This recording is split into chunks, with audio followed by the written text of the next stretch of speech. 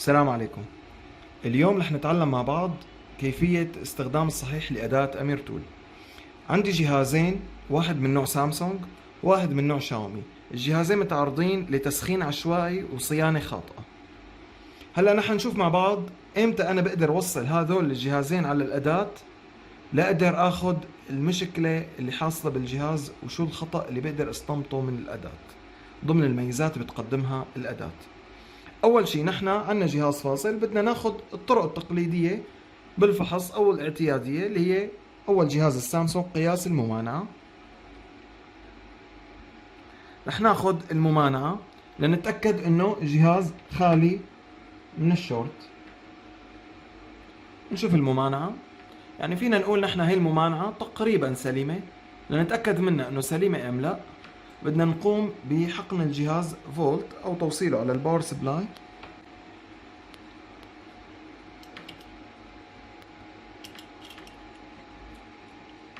هي الجهاز حنوصله على الباور سبلاي، يفضل يكون في كابل بطارية.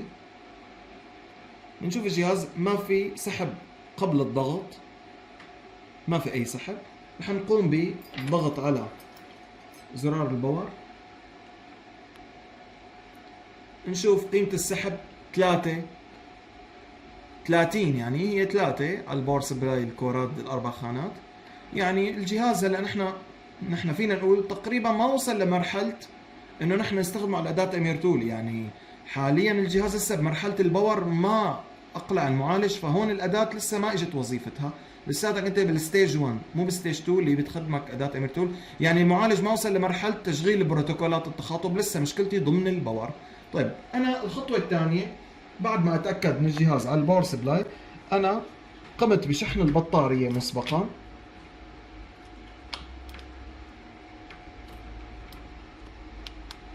حنقوم بتركيب الفلاتات. البطارية أنا شحنتها صار فيها فولت 4.2. تمام. هي حنوضع البطارية الخاصة بالجهاز.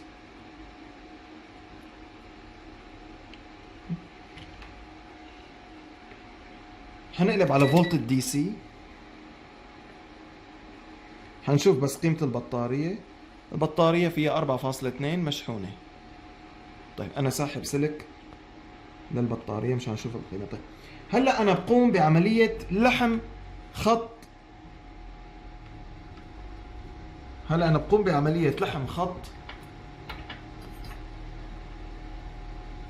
الار اكس اللي هو بالنسبه لنا تي اكس. يعني هون على البورد وهذا خط التي اكس، رح الحمه على الار اكس بالاداه، ووصل كبل الشاحن او اضغط على الباور وقيس الفولت على الادابتر. اذا طالع 1.8 يعني المعالج اقلع، ما طلع 1.8 يعني هذا الجهاز انا ما فيني استخدمه على اداه امير تول. يعني هلا حاليا انا بدي اشتغل بمنظومه الباور وفهمي للدوائر الصحيح. رح اقوم بالحام خط لحمت. حقوم بتثبيت خط الأرضي.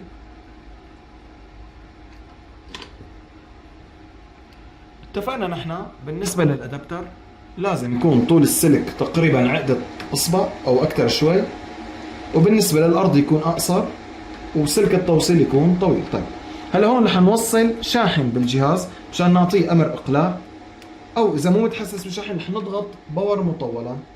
رح نضغط باور. هلا رح نقوم بقياس في فولت هون على خط الار اكس، في فولت 1.8. ما في فولت، معناتها الجهاز انا ما فيني استخدمه على اداة امير تول، لانه لسه الجهاز بالمرحله الاولى، يعني بمرحله الباور. ما اقلع للمرحله الثانيه اللي هي المعالج لهون بقى يصير خلل ببروتوكولات التخاطب وتوقف الجهاز عن الاقلاع. هون الاداة بتقدر تحلل. اما الاداة بالمرحله الاولى فهون انت فهمك لمنظومه الباور وتحليلك المنطقي لها ممكن يحل لك المشكلة، وممكن ما يحل لك المشكلة والجهاز ما يشتغل، وتضطر تلجأ لأداة امير تول أو الطرق اللي موجودة على الساحة. هي أول حالة لا يمكن توصيل على أداة امير تول، انتهينا منها. حنأتي للحالة الثانية. جهاز شاومي مي بلاي متعرض لتسخين عشوائي. شوف إذا بنلاحظ جهاز متعرض لتسخين عشوائي.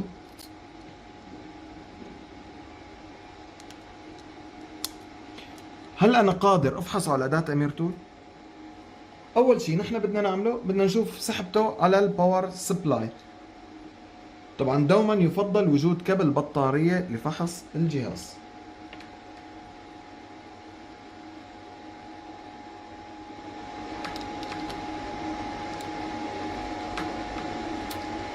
حنشوف سحبه على الباور سبلاي.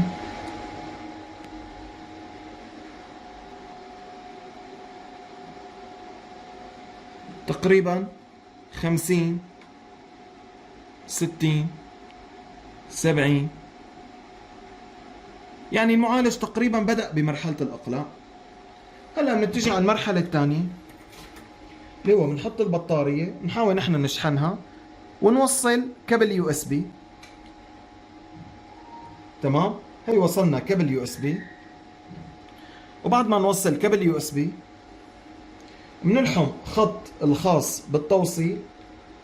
بهذا الجهاز بشكل واضح وصريح كاتبين لك الخطوط، كاتبين لك خط تي اكس بشكل واضح وصريح. تي اكس هي النقطة، معناته انا بدي الحم عليها ار اكس من الاداة. يعني هي الاداة، هي البوردة خاصة بالتوصيل، بدي الحم نقطة ار اكس على تي اكس طالعة من البوردة. حنقوم بالحامها.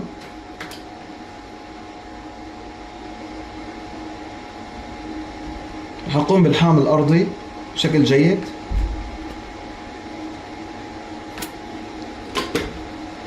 هلا حتجي على المالتي ميتر بكل سهولة. حتى لو كانت هي الميزة بتفيد بحال كانت النقطة داخلية، يعني بالطرف الثاني من البورد، انت بتلحم السلك وبتقيس على البوردة نفسها قيمة الفولت. ويفضل، شوفوا هي الطريقة، يفضل انه تحط الاقطاب بهذا الشكل ضمن الجك. يعني نحط اقطاب الملتي ميتر ضمن هذا الجك هيك، مشان لانه هي بتطلع الفولتية باثناء الاقلاع. وبعدين نوصل الشاحن، طلع قيمة الفولت 1.8. فهون نحن قادرين بتوصيل الجهاز على الأداة وتحديد المشكلة اللي عم تخلي الجهاز يعمل فشل إقلاع. هلا بالنسبة للاستخدام الصحيح لأداة أمير تول مع معالج ميديا تك، نحن أول شيء بنختار من الواجهة خيار ميديا تك ميثود 1، هو اللي بده يوجهني على باقي الخيارات. فأول شيء بختار على الواجهة ميديا تك ميثود 1 وبضغط رفع الصوت. يا شباب في عندي أنا هون زر رفع الصوت، هذا هو زر رفع الصوت وهذا هو زر الباور. يا شباب في مشكلة انه الفني اللي عم ياخذ يشتري الاداة عم يضغط الزر كبسة، لازم ضغطة مطولة جدا. في عنا عداد سحب عندي بالواجهة، انا هلا رح ارجيكم بالفيديو تكملته كيف بدي قارن عداد السحب مع الضغطة، لانه هي تبويت للمعالج. يعني شوف الطريقة كيف، ما بنضغط وبنشيل ايدنا، لا، نضغط رفع الصوت مع الباور مطولا على خيار ميديا تك ميثود 1.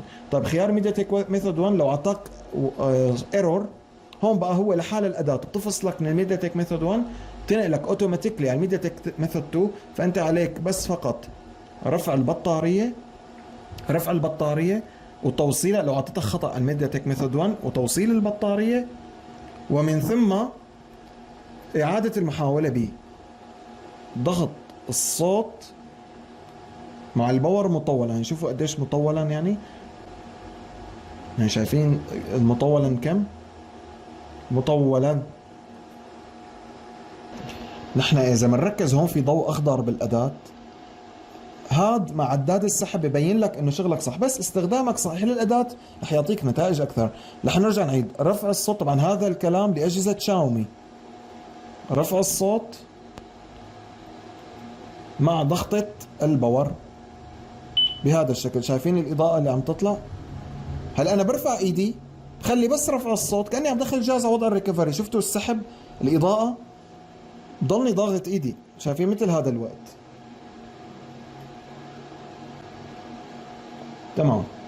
فهون خلص بشيل ايدي، تم السحب بشكل صحيح. بضلني ضاغط ايدي على الباور وكاني عم دخل الجهاز وضع الريكفري. هذا الحكي بالنسبة لاجهزة شاومي. بالنسبة لاجهزة سامسونج، خفض الصوت مع الباور مطولا. خفض الصوت مع الباور مطولا. بالنسبة لأجهزة انفينكس نفس الشيء، خفض الصوت مع الباور مطولا. باقي الماركات هي الميثود والميثود 2 رح يوجهوك. حنكمل مع بعض شرح معالج ميديا تك وكيفية استخدام الميثودات الصحيحة للعمل. أول شيء نحن نختار الميديا تك ميثود 1، هي اللي رح توجهني لباقي الميثودات. خيار الميديا تك ميثود 1 هو خيار نحن وضعناه لتوجيه الفني وتسهيل عليه العمل. يعني عنده جهاز بده يوصله، منين يبدأ؟ بيبدأ من خيار ميديا تك ميثود 1. هو بعد ما يضغط باور مع رفع الصوت بيجي رسالة، هلا حنشوفها مع بعض. هاي الرسالة مفادها انه توصيلك خاطئ، فهون الأداة اوتوماتيكلي بتنقل من ميديا تك 1 لميديا تك 2، بتعطيك رسالة. انت بس ترفع البطارية وتركبها وتعطي موافق وضغط رفع الصوت مع الباور مطولا، بيقرأ لك النتائج. اما خيار ميديا تك ميثود 1 بشكل اساسي هو وظيفته لفحص اي سيات الشحن والدي رام اي سي اي 2 سي لاجهزه السامسونج فقط. هذا هو ميزه خيار ميديا تك ميثود 1 وتوجيه الفني للخيارات الصحيحه. مثل ما بتلاحظوا رح ابدا عمليه جنرال تيست من ميديا تك ميثود 1. طبعا هون انا رح اوصل الدونجل، رح اضغط هون مثل ما شفنا مع بعض رفع الصوت مع الباور مطولا. ضغطت مع بعض، هلا انا ضاغط، لاحظوا كيف طلعت لي رساله كونكشن ايرور. مفاد الرسالة عم يقول لك بليز فولو ذيس ستيبس، ديسكونكت باتري، تشيك باتري فولتاج. ونحن تلقائيا قلبنا لك الميثود لاثنين، يعني انت لازم تشتغل ميثود 2. فهون انا بعد ما اتبع التعليمات بشكل صحيح تكون بطاريتي مشحونة، هلا رح اعطي موافق، افصل البطارية واضغط على ركبت البطارية انا هلا، ورح اضغط على رفع الصوت مع الباور مطولا. شوفوا هلا قيمة عدات السحب كل ما الاداة عم تسحب معي، لاحظوا كيف رح وصل لحد 235 كيلو. كل ما الاداة عم تسحب معي بضلني عم شوف. طبعا بس على شرط الجهاز يكون من نوع شاومي. اما اجهزة سامسونج فتقريبا السحب بحدود ال 17 كيلو لحد ال 200 كيلو، الشاومي من 200 ل 300 كيلو. بعد ما نستخدم الاداة استخدام صحيح، السجل اللي بيظهر لك والاخطاء ان كان باس او فيل هي بتتقيد فيها انه في خطأ بالجهاز. اما اذا ما بنستخدم الاداة استخدام صحيح، فاي خطأ بده يظهر لك هو خطأ ليس له قيمة بسبب استخدام خاطئ للاداة. طبعا هون مثل ما اننا شايفين انعرض عنا فول انفو للجهاز. هذا الفول انفو فيه بيان عام عن الجهاز، طبعا لانه مختارين خيار جنرال تيست. فيه بيان عام عن الجهاز ونحن شاملين فيه اكثر القطع الحيوية والمسارات والخطوط الحيوية اللي الجهاز بيحتاجها ليكفي اقلاعه شعار اول او شعار ثاني. هون الاداة كأداة مساعدة ومكملة بالعمل اتمت وظيفتها على اتم دور. هون بترجع خبرة الفني وفهمه للدوائر بتحديد العطل واصلاحه. السلام عليكم ورحمة الله وبركاته.